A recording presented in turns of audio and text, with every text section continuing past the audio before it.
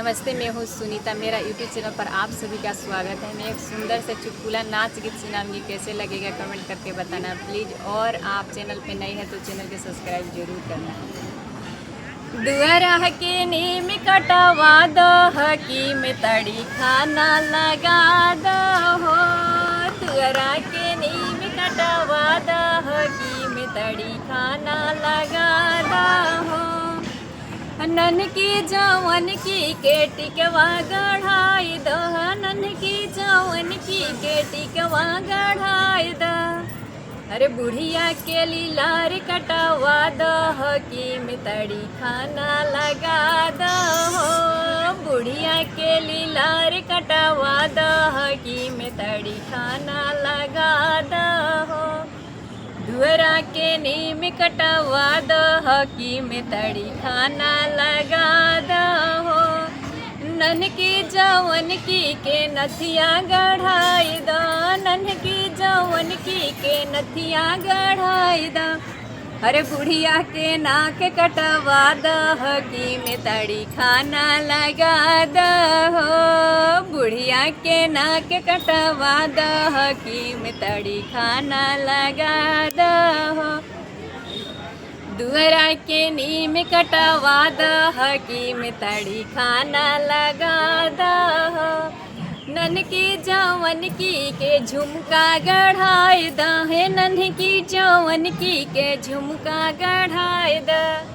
अरे बुढ़िया के कान कटवा दो की में तड़ी खाना लगा दो।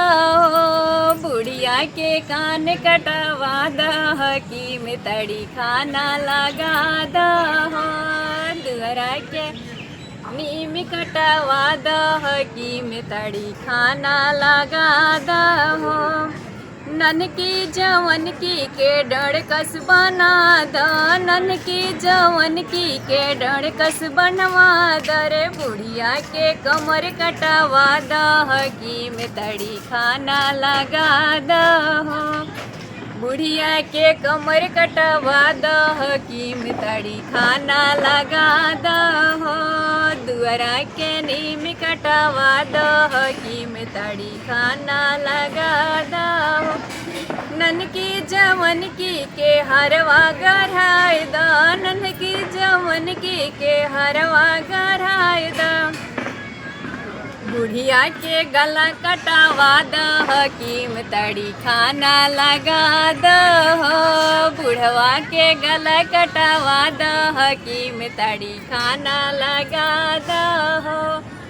दुअरा के नीम कटवा दो की में तड़ी खाना लगा दो। नन की जवन की के कंगन गढ़ाई दो। नन के जवन की के कंगन गढ़ाई दो। अरे बुढ़िया के हाथ कटवा दो की में तड़ी खाना लगा दो। बुढ़िया के हाथ कटवा दो की में तड़ी खाना लगा दो। दुअरा के नीम कटवा दो की में तड़ी खाना लगा दो। नन की जवन की के पायल गढ़ाई दो। नन की जवन की के पायल गढ़ाई दो। अरे बुढ़िया के पैर कटवा दो की में तड़ी खाना लगाई दो। बुढ़िया के पैर कटवा दो की में तड़ी खाना लगाई दो। दुअरा के नीम कटवा दो की में तड़ी खाना लगा दो। नन की जवन की के बिछिया गढ़ाई दो। नन की जवन की के बिछिया गढ़ाई दो। अरे बुढ़िया के उंगली कटवा दो की में तड़ी खाना लगाई दो।